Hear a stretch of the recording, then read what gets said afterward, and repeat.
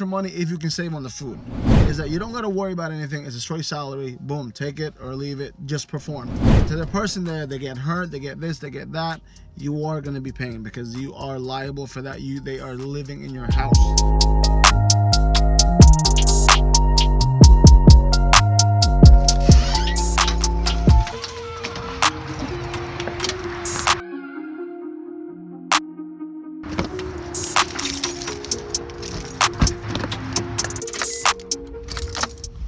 Hey everyone, this is Gilson Vergara with Do My Life.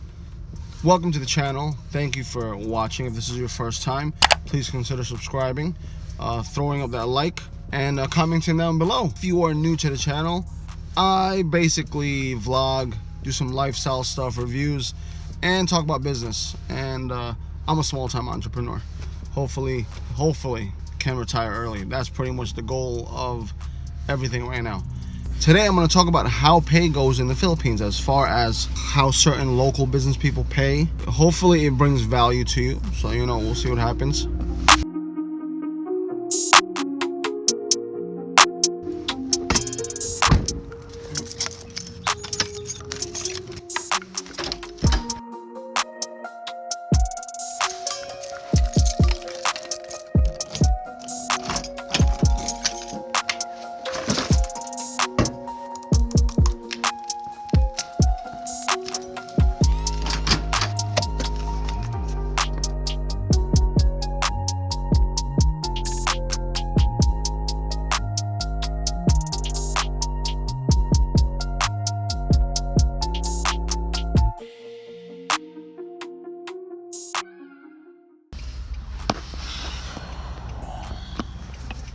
What's up, guys?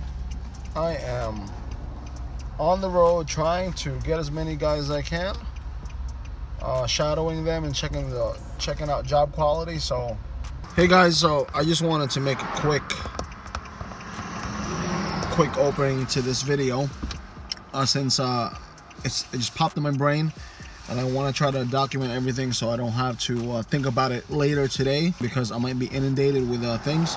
So the number one thing one of the top things that most people always consider is, how much do I pay this person I want to hire? The biggest mistake sometimes people make is, I got to pay them close to American rate because this is how much people get paid in America.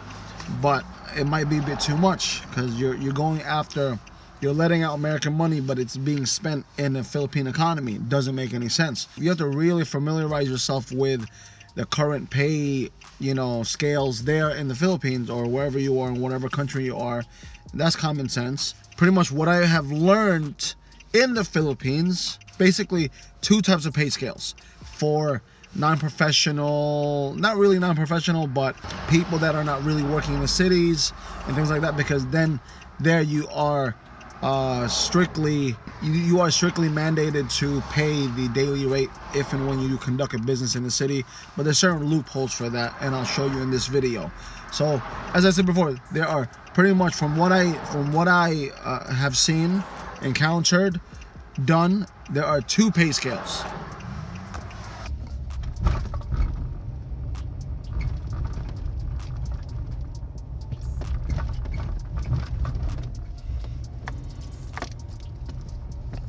I'm back in my old neighborhood for some reason. Today I was close by, so I figured I'd run by. So this is the deli I used to hang out in, right there. A lot of memories in that deli, right there. This is Front Street. Yeah, that's my old block right here, Meadowbrook Road. Yeah, this is my old block right here, man. Wow. And actually, if you saw the other videos, that's my old house right there. Hey everyone, so I thought I would have had more time. I thought I would have more time to have a better scene than this behind me being in a car, but whatever. So back to two types of what I've seen of how people get paid, people get employed. Basically, type 1 is stay in. Type 2 is stay out. Filipino people who want to hire certain positions to fill out within their household or their business. So this more simple one is stay out. Basically, just like everybody else, they go to work, they go home. They go to work, they go home. Now, the other one is stay in. Now, that is when the person you're hiring, whether it's business or personal helpers in the house or anything that needs to be household-wise, stay in pretty much is they're staying in the house. They are living there. You are providing room and board. You're providing food. On the back end, you can save more money on their monthly, on their not allowance, but salary. So to put that in perspective, let's say for instance, you have two people, 1 2. 1 wants to work at your store but does not want to stay with you. So you offer him the rate of 5,000 pesos. 5,000 pesos pretty much covers his time in exchange for money. 1 2 is staying. So you offer him a place to stay, room and board, free food, utilities included, everything is all in. Now you offer 1 2 3,000 pesos to balance out what you're going to be spending for him, right? So those are basically two of the occurrences that does happen in the Philippines. So I'm going to share with you my pros and cons to those systems, right? As well as what I do to add into the pot, to sweeten the pot, I guess you can say. So before I give you my pros and cons and how I feel about the way these things go in the Philippines, the only difference is what I do to change it up for how the system is and give more value for my employees and stuff like that is, in whatever scale that I choose to do, I pay for their SS and I give them some form of insurance, and I give them performance bonuses. So depending on certain criteria, certain metrics, if they hit those metrics consistently, then I give them bonuses. For example, the guy who takes care of my dogs, if he takes care of all the dogs, I give him 1 dog. As in, I don't give it to him. When I sell the dog, I give him 1 as a bonus for taking care of all the dogs.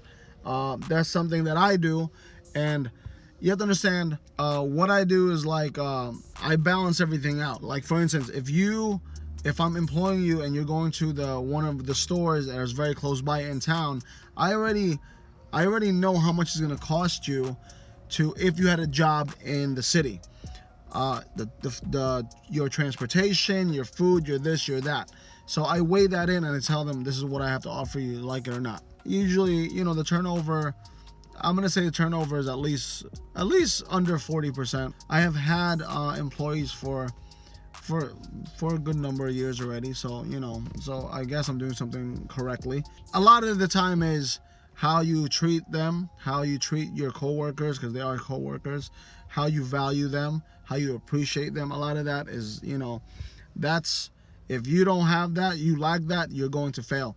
If you have a mindset where I'm the boss, you're the under me type thing, then you're gonna probably fail. That's just not me. If you have especially with your foreigners with wives who come from the same level as them financially, you step them up. For some odd reason, they feel that they have elevated in life, so some of them feel that they can treat some other type of people in some type of way that's not good. You're going to fail.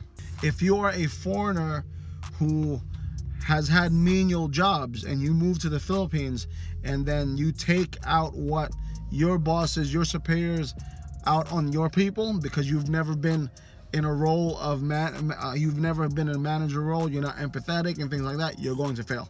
You just are. That happens in any setting, whether it's Philippines or anything else. So you have to just weigh a lot of things in when deciding to whatever scale or whatever setup you want for your workers. Pros to 1-1 is that you don't got to worry about anything. It's a straight salary. Boom, take it or leave it. Just perform. Pros to 1-2, you can save a little extra money if you can save on the food. That's pretty much it's just the cost savings if you can manage the food and electricity and all that mess. Cons to 1-1, there's really no cons. It's a regular employee setup. So cons to 1-2 If something happens to that situation there, to the person there, they get hurt, they get this, they get that, you are going to be paying because you are liable for that. They are living in your house. There are certain things that you have to be very headstrong, very firm, and very strict on your guidelines for staying at the house. Some people take advantage of the situation. They work until 6, they work until 6. After that, that's it. Like my guys work until 6, even though they live there, I will not really ask for their help after 6 o'clock. Although, because I treat them like family, I eat with them, I celebrate with them, they just see it as, oh, hey, what's up, uncle? Whatever, let me help you out type thing. So it's one of those things, right? Another con to Juan 2 is the fact that your turnover is going to be very high. Because if you're dealing with someone who just wants some money, wants straight out money, and not really looking at the value of growing with you and your small business, your family, whatever, you're gonna have a lot of turnover. People just gonna be like, the number one excuse is, oh, I'm gonna have to go home real quick just to rest. Usually they won't really come back, or things like that. Another con on both is advances. Being at the fact that you're not paying them the daily rate, they're gonna go for advances, and they're gonna leverage that for that reason.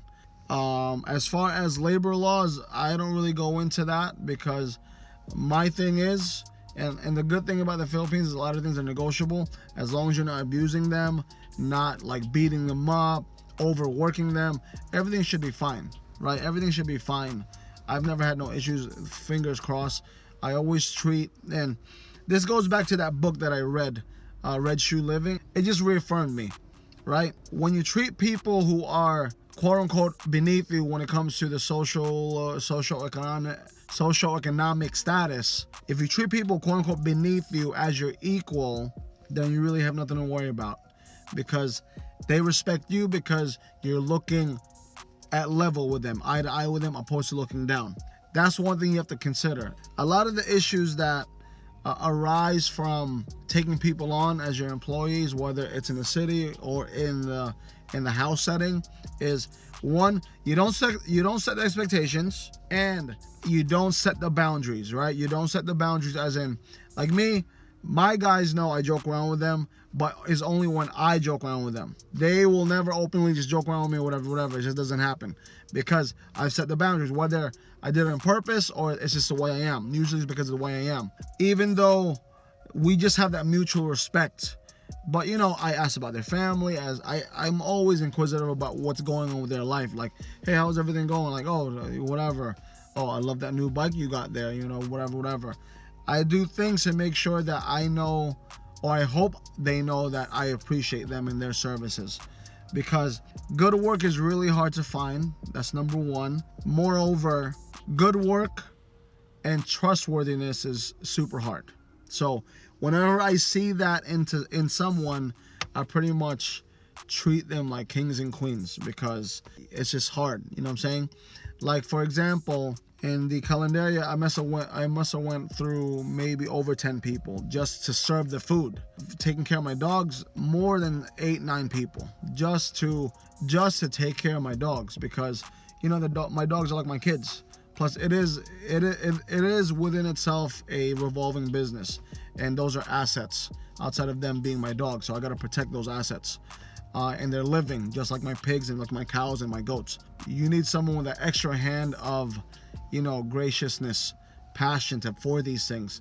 If they don't have that, it's just not gonna click. Other than that, that's my take on the two setups of payment when you're dealing with people, especially in the rural, provincial areas. The city is a total different dynamic because you're going for daily rates. Now, just a quick snippet of maybe a future video if you want me to make it. For a restaurant setting, food establishment setting, you can, to a degree, lower prices due to the fact that you're leveraging food, you're bartering, food and things like that. So I'm gonna go now. Once again, this is Gilson Vergara with Duma Life. Like, subscribe, comment down below. I appreciate your time all the time, and see you guys soon.